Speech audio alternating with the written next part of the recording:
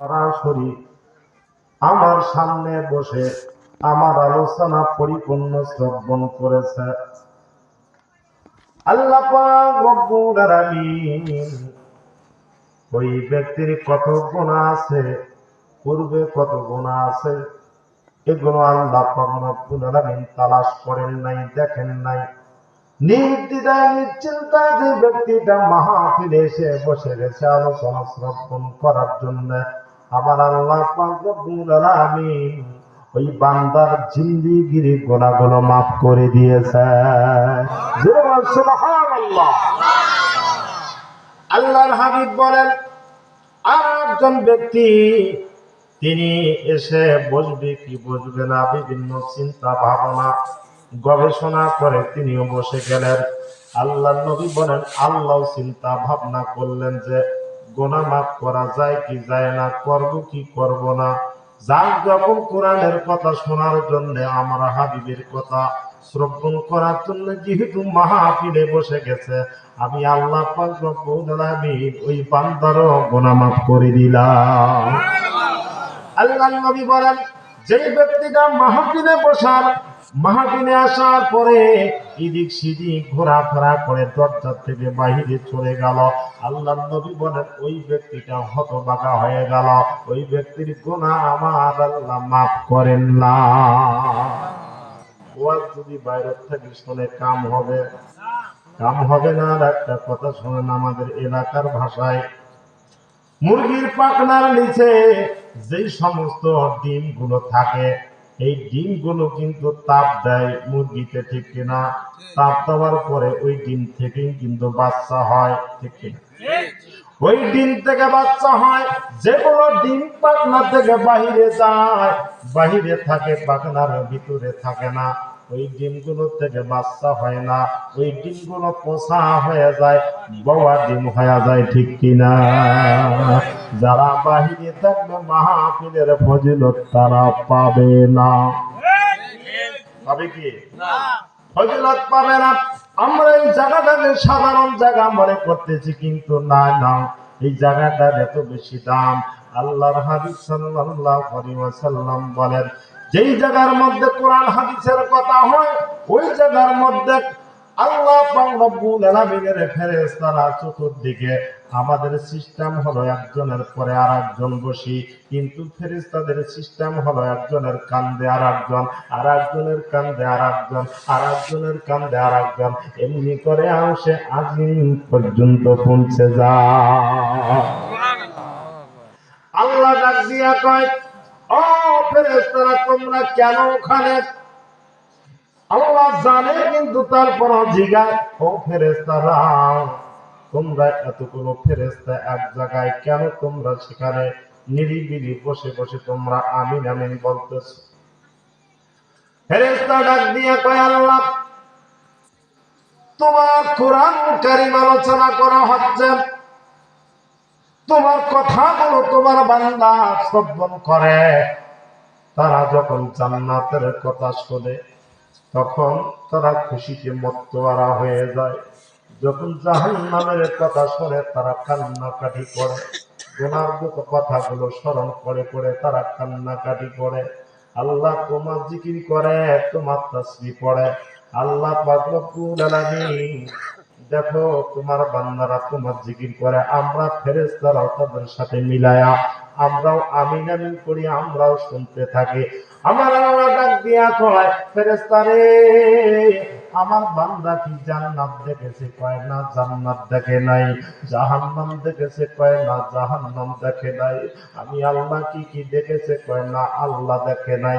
শেষ জামানার নবীর উম্মতেরা তারা নবীকে দেখে নাই, না দেখে আমার আলেমেরা পীর মাশায়েখগণ আলোচনা করে, এই উলামায়ে কেরামের আলোচনাগুলো তারা শ্রবণ করে চোখের পানি ছেড়ে দেয়।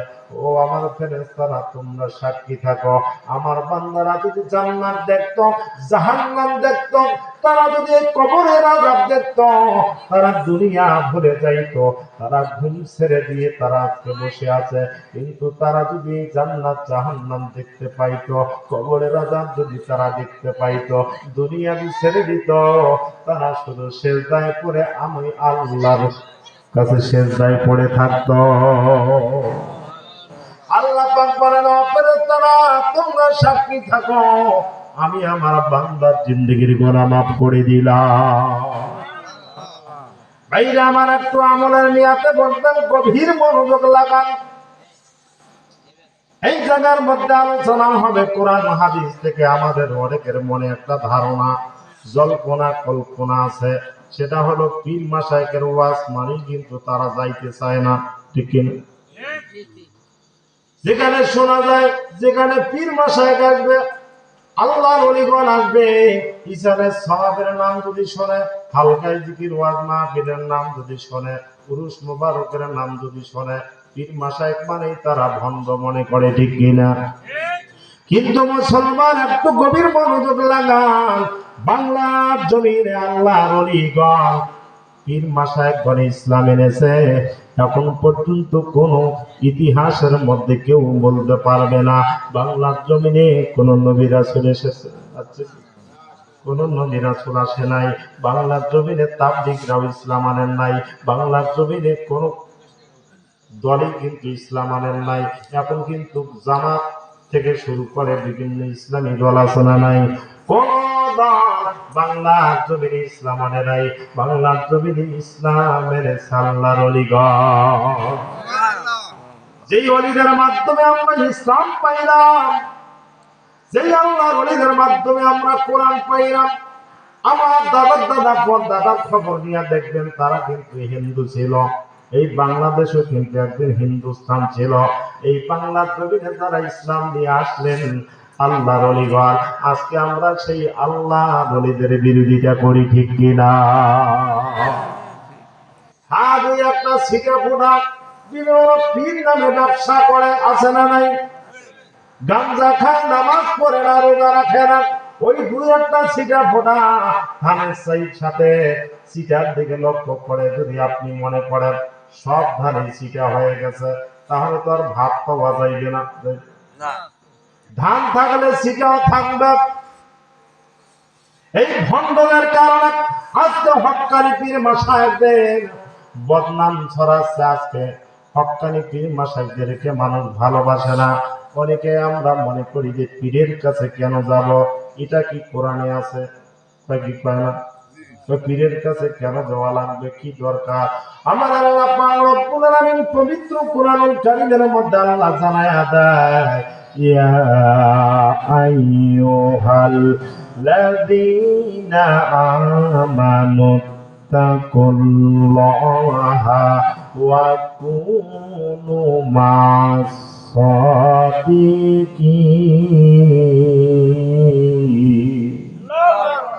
আল্লাহ পাক বলেন, হে ঈমানদার বান্দা সকল, তোমরা আমি আল্লাহকে ভয় করো। হে ঈমানদার বান্দা সকল, তোমরা আমি আল্লাহকে ভয় করো। ভয় করার মতো ভয় করো। আর কি করো? সাদিকিনদের সংস্পর্শে যাও। কার কাছে যাও? সাদিকিন, সলিহিন, মুস্তাকিম। ইহদিনাস সিরাতাল মুস্তাকিম আছে না নাই? সাদিকিন,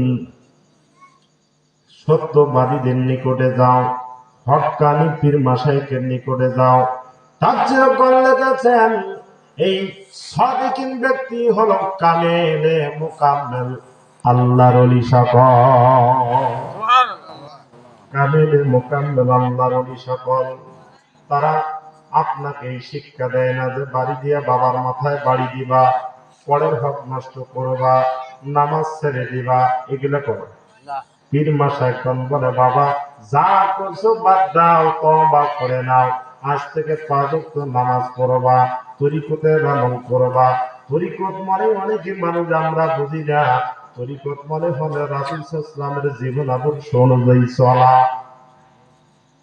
রাসূল সাল্লাল্লাহু আলাইহি ওয়াসাল্লামের জীবন আদর্শ অনুযায়ী জীবন যাপন করার নামই হলো তরিকা। এই তরিকার মধ্যে চলতে হবে, রাসূল সাল্লাল্লাহু আলাইহি ওয়াসাল্লামকে মহব্বত করতে হবে। আজকে আল্লাহর ওলিগণ ছাড়া বাংলাদেশে নবীর মহব্বত অন্য দলের মধ্যে নাই, কিনা? মহব্বতটা নাই। দেখেন আজকে দরুদ বাদ হয়ে গেছে, মিলাদ বাদ হয়ে গেছে, নফল নামাজ বাদ হয়ে গেছে, ঠিক কিনা? নফল ইবাদত নাই, জিকির আজকার নাই, নবীর নামে দরুদ নাই, মিলাদ নাই, কিয়াম নাই, 40 আবাদ হয়তো আবাদ হয়ে গেছে, ঠিক কিনা? আস্তে আস্তে করে সব বাদ।